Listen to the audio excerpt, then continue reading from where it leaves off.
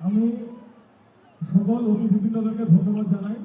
এবার আমাদের মধ্যে উপস্থিত আছেন উদয়ের পথের সেক্রেটারি ফরিদ আনসারী মহাশয়কে সংক্ষেপে দু চার কথা বলার জন্য, এরপরে আমাদের মেন অনুষ্ঠান। ধন্যবাদ মঞ্চের সঞ্চালক রানাকে এবং উপস্থিত যারা গুণী সমাজ সচেতন মানুষ আজকের এই মঞ্চে আছেন তাদেরকে এবং আপনারা যারা দেখছেন তাদের সকলকে। পাশাপাশি স্বাধীনতার মাস চলছে, সকলকে স্বাধীনতা দিবসেরও শুভেচ্ছা জানাই। এমন দুজন মানুষ আজকের এই মঞ্চে বসে আছে, তাদের সামনে বক্তব্য রাখা খুব ধৃষ্টতা। আব্দুল আলিম বাপি বিশ্বাস এবং মিঠু শেখ মানবিক গুণ সম্পন্ন সমাজ সচেতন মানুষ, যাদের সকালটাই শুরু হয় মানব সেবার মধ্য দিয়ে, অসহায়ের সেবার মধ্য দিয়ে, মুমূর্ষুর সেবার মধ্য দিয়ে।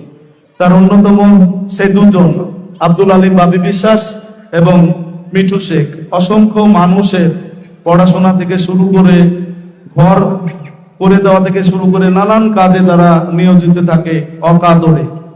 পাশাপাশি শক্তি সংঘ এবং রক্তের সন্ধানে আমরা, এই দুটি সংগঠনের সঙ্গে আমার রক্তের সম্পর্ক, কারণ উদয়ের পথে 18 বছর সমাজসেবায় কাজ করছে। সেই সূত্রে সে যারা আছে এখানকার তারা সবাই পরিচিত। মাঝে মাঝেই রক্তদানের জন্য ডোমকলে যায় মুমূর্ষু রোগীর প্রাণ বাঁচাতে, সেই সূত্রে ব্লাড ব্যাংকে তাদের সঙ্গে আমার দেখা হয়।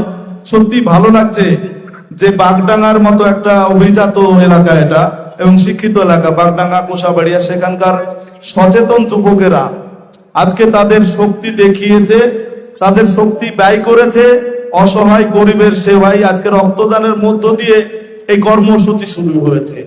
এই যে জাগরণ, যে আমাদের বিনোদনের জন্য গান যেমন প্রয়োজন আছে, পাশাপাশি মুমূর্ষু মানুষের পাশে থাকতে হবে, অসহায় মানুষের পাশে থাকতে হবে এবং খেলাধুলার মধ্য দিয়ে সকালবেলায় দৌড় শুরু হয়েছে, এটা আমি জানলাম এদের কাছেই।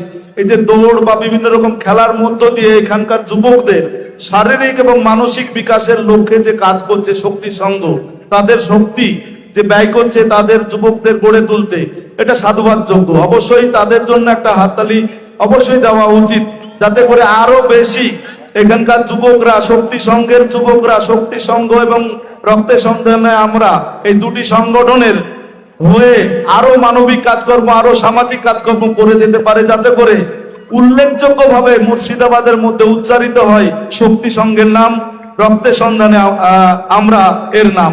তো যাই হোক, খুব বেশি সময় নেব না, কারণ আপনারা সবাই এত ভালো মঞ্চের সামনে অপেক্ষা করছেন, ব্র্যান্ড পার্টি অপেক্ষা করছে তাদের গান শোনার জন্য। আর একটা কথা বলে শেষ করবো, বাগডাঙ্গা যে ব্যবসায়িক সমিতি আছে তার যিনি সম্পাদক, তার সাথে আমাদের একটা পরিচিত আছে।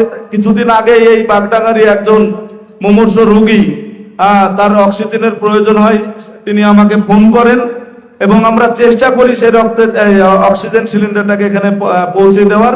দুর্ভাগ্য তাকে আমরা বাঁচাতে পারিনি, কিন্তু চেষ্টা করেছি। এই চেষ্টা ভালো মানুষের হয়ে কাজ করার, সমাজের জন্য কাজ করার, অসহায় মানুষের পাশে দাঁড়ানোর, কোনো মেধাবী স্টুডেন্ট তার পাশে দাঁড়ানোর এই চেষ্টাটা আমাদেরকে জারি রাখতে হবে। তবে একটা সুন্দর সমাজ গড়ে উঠবে, সুন্দর বাগডাঙ্গা গড়ে উঠবে, ডোমকল গড়ে উঠবে, সুন্দর একটা মুর্শিদাবাদ গড়ে উঠবে।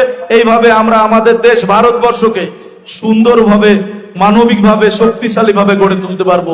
সকলকে আবারও শুভেচ্ছা, অভিনন্দন, স্বাধীনতা দিবসের শুভেচ্ছা জানিয়ে আমার সংক্ষিপ্ত বক্তব্য শেষ করছি। ধন্যবাদ জানাই আমরা উদয় পথের সেক্রেটারি ফরিদ আনসারী মহাশয়কে। এবার আমাদের বাগডাঙ্গা বাজার ব্যবসায়ী কল্যাণ সমিতির সম্পাদক সলমান বিশ্বাস মহাশয়কে বলার জন্য অনুরোধ করছি।